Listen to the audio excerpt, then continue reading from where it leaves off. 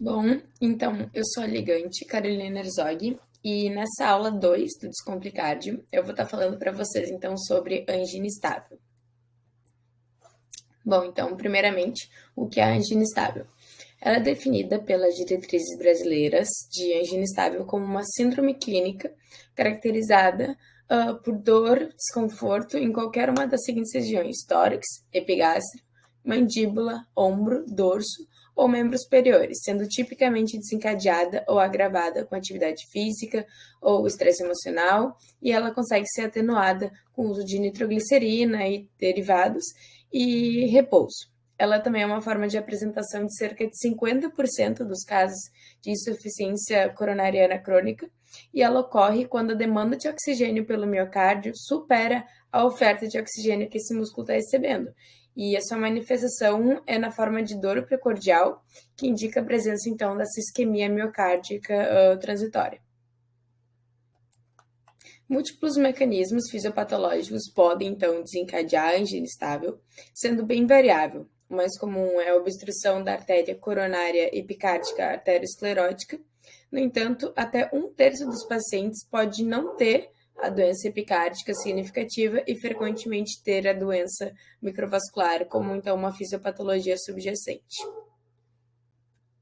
Em relação ao diagnóstico, ele é eminentemente clínico e ele tem a capacidade de predizer, então, a presença de doença coronariana em cerca de 90% dos casos. E a anamnese e o exame físico, então, vão ser os dados mais essenciais, então, para esse diagnóstico. Claro, a gente também vai ter os exames complementares, mas eles vão ter uma função mais como de estratificar o risco, então, desses pacientes. E muitas vezes o diagnóstico de angina estável, ele é retrospectivo.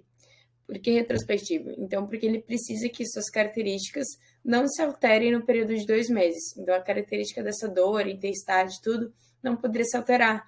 Então, toda dor torácica típica com menos de 2 meses é considerada como angina instável, sendo esse, então, o principal diagnóstico diferencial. Bom, então chegou um paciente com dor torácica. Primeira coisa a fazer, classificar essa dor.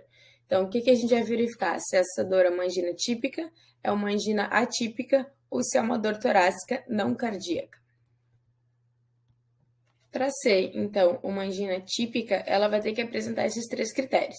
Então, desconforto ou dor retroesternal, desencadeada por exercício ou estresse emocional e aliviada com repouso e uso de nitroglicerina.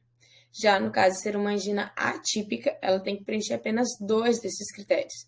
E se caso a gente não tiver nenhum desses critérios ou somente um deles, então a gente vai classificar como uma dor torácica não cardíaca. Em relação, então, às características dessa dor anginosa desse paciente que vai chegar para nós, elas são de uma dor em pressão, aperto, constritiva ou em peso. A duração usual é de alguns minutos. A localização é usualmente subesternal, mas ela pode também ocorrer em ombro, em epigastro, em região cervical, em hemitórax, até nas costas. E a dor ela pode irradiar, né, eventualmente para os membros superiores, pode ser tanto para o direito quanto para o esquerdo, ou até para os dois, para o ombro, para a mandíbula, para o pescoço, para o dorso, para a região epigástrica. E ela é precipitada, então, por esse esforço físico ou por esse estresse emocional que o paciente vai ser submetido e vai ser aliviada caracteristicamente com repouso e uso de nitratos. E ela pode ter sintoma associado também, né, como náusea, vômito ou palidez também. E, no geral, esse paciente com esse quadro de aparecimento repentino de dor ou de uma duração mais fugaz, assim, ou quadro com uma duração de várias horas, raramente vai apresentar angina. Já uma dor que é tipicamente de caráter anginoso, mas que está durando mais do que 20 minutos, já está sugerindo, então, a ocorrência de uma angina instável ou um infarto agudo do miocárdio. O exame físico desse paciente é quase sempre normal, mas quando o paciente ele é examinado durante, então, a vigência desse episódio da dor anginosa, ele pode apresentar algumas alterações, né? Como, então, presença de terceira bulha ou quarta bulha, sopro de regurgitação mitral, pode ter estertor pulmonar.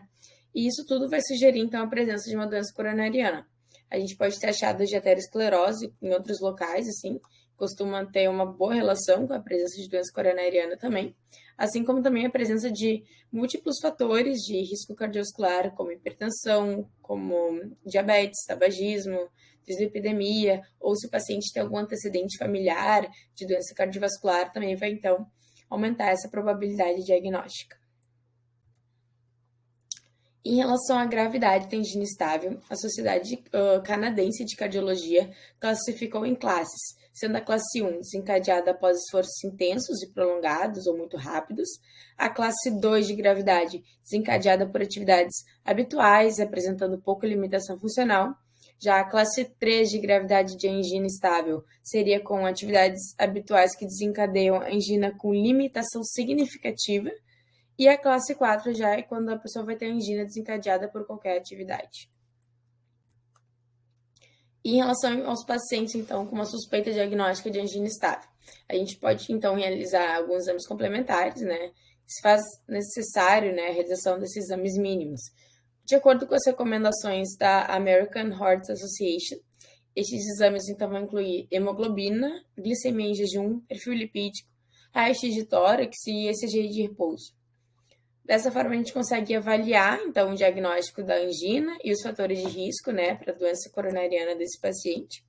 O ECG em si, ele tem uma utilidade bastante limitada para o diagnóstico de doença arterial crônica, né, até porque as alterações da repolarização, elas não vão implicar obrigatoriamente no diagnóstico. Já a radiografia de tórax, por exemplo, ela pode auxiliar na diferenciação com outras causas de dor torácica, como fratura de costela, como pneumotórax. O hemograma, principalmente a dosagem de hemoglobina, ajuda então a gente a descartar a presença de anemia, né, que pode ser então um fator precipitante de angina. E a glicemia em jejum, perfil lipídico, vai permitir a gente avaliar os fatores de risco mesmo, né, associados a essa doença coronariana. Quanto à estratificação de risco desses pacientes, que a gente tem várias estratégias possíveis. A gente pode fazer teste de estresse, aquele teste ergométrico, a gente pode fazer cintilografia, a gente pode fazer sininho de coronariografia, enfim, são várias opções. E por fim, então, encaminhando já ao fim da aula, a gente vai falar um pouco sobre o tratamento desses pacientes. O tratamento de um paciente com angina estável visa principalmente aliviar sintoma, né, e diminuir, então, o risco de eventos cardiovasculares mais graves, como infarto agudo do miocárdio, como morte súbita. Então, é muito importante a gente fazer o controle da hipertensão, da diabetes, do tabagismo, da dislipidemia, da obesidade, enfim, de qualquer fator que esse paciente ele possa vir apresentar. E a gente, claro, prezar por uma dieta balanceada e prática de exercício físico indicado, né, a todos os pacientes. Já os beta-bloqueadores, eles são os preferidos, né, por tratamento inicial e prevenção de sintomas. Os bloqueadores de canais de cálcio e nitrato de ação prolongada, eles podem ser outras alternativas. E também a gente tem a ação dos nitratos de ação curta, que geralmente são usados já no alívio imediato do episódio em si de angina. Na ausência de contraindicação, também todos os pacientes eles devem ser tratados com aspirina, como o principal antiagregante plaquetário.